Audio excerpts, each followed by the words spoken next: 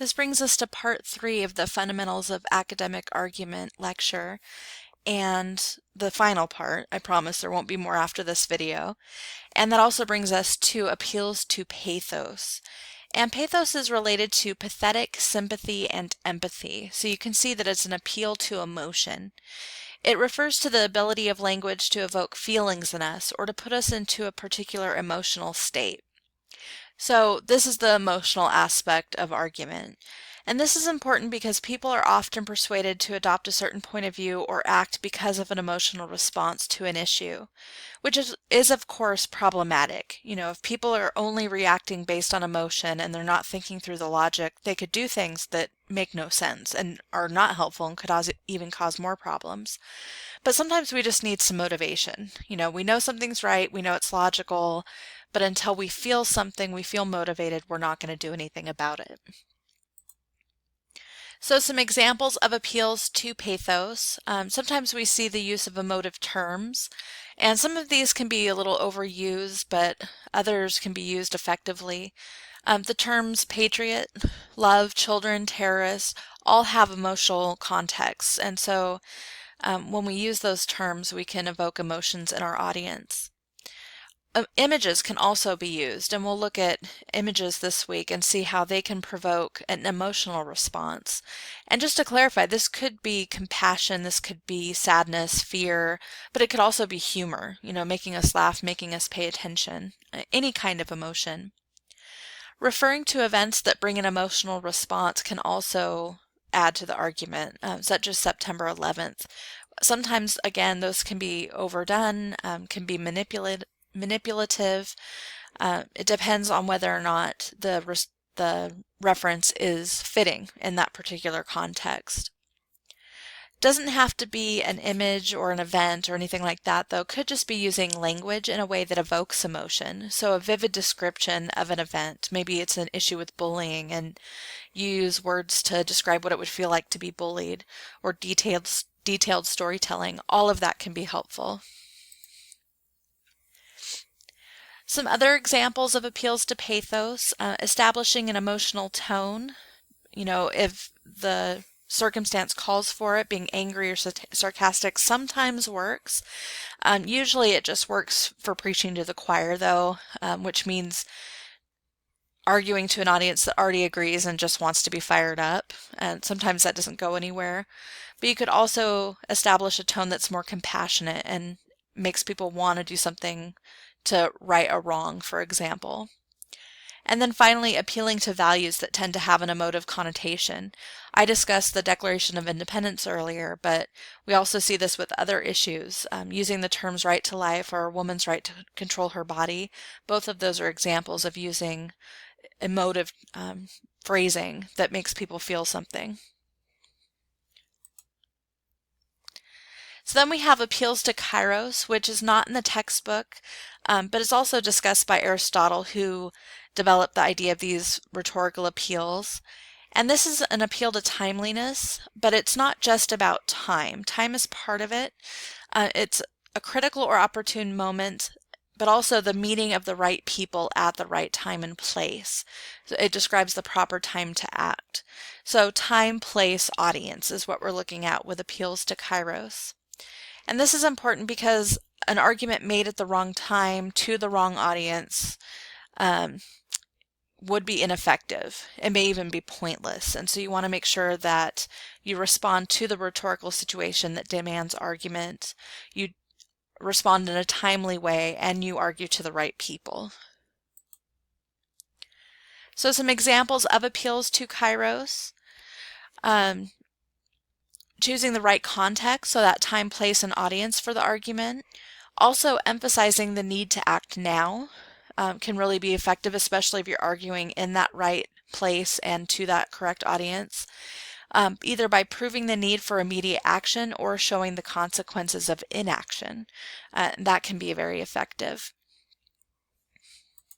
So those are the 4 rhetorical appeals. As you're thinking about using these and looking at how other authors use these appeals in their arguments, keep in mind that we should use logos or reason or logic as the basis of our arguments. And when we analyze an argument, we should be looking for logic first and foremost. Does the author have logic or not? What are some of the strengths of the logic? What are some of the weaknesses? Always keep credibility in mind. Even if an author is logical, is that person really that credible? I mean, does it just sound good, or is there credibility behind it? And as you're writing arguments, make sure that your readers can trust you. And then add appeals to pathos and kairos to make your argument more engaging and compelling as appropriate for the audience and for the particular purpose for arguing.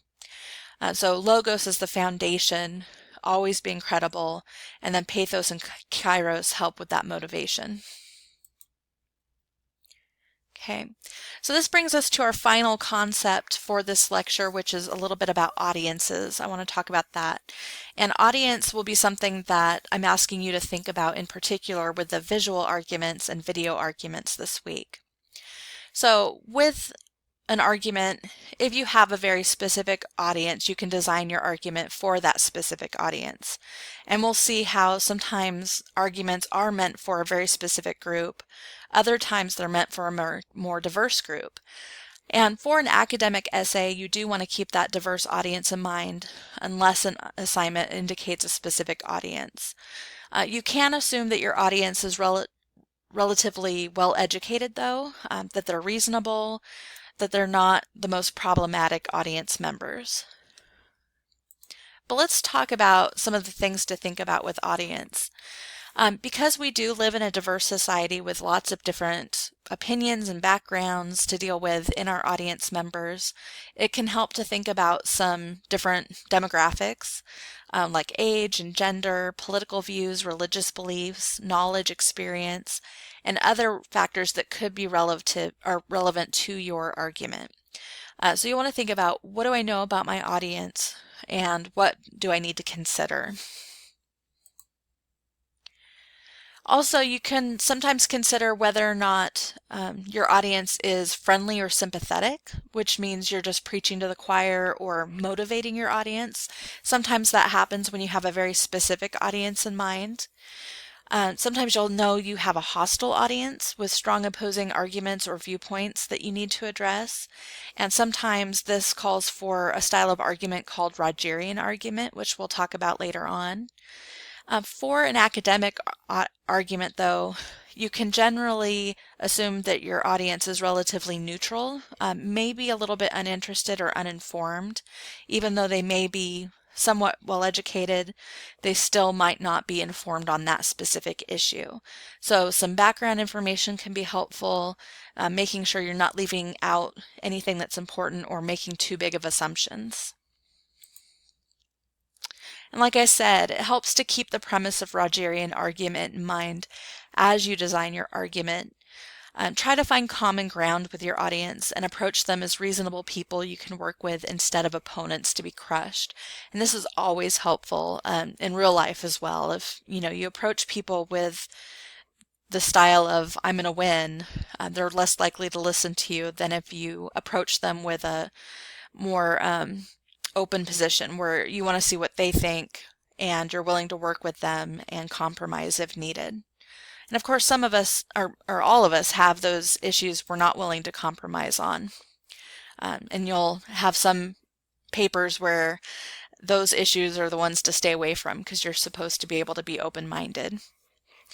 Okay, moving on. So when you're thinking about your audience, do be careful to draw as much support from shared values and beliefs as possible. As you're thinking about Rogerian argument, you're trying to find common ground with your readers.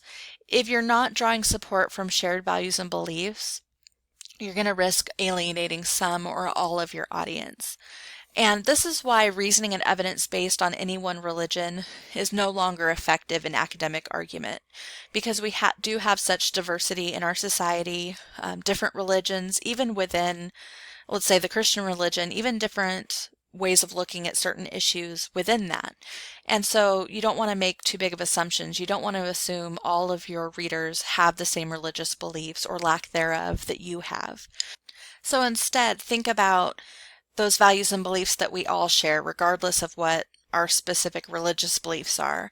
For example, not wanting to harm others or murder.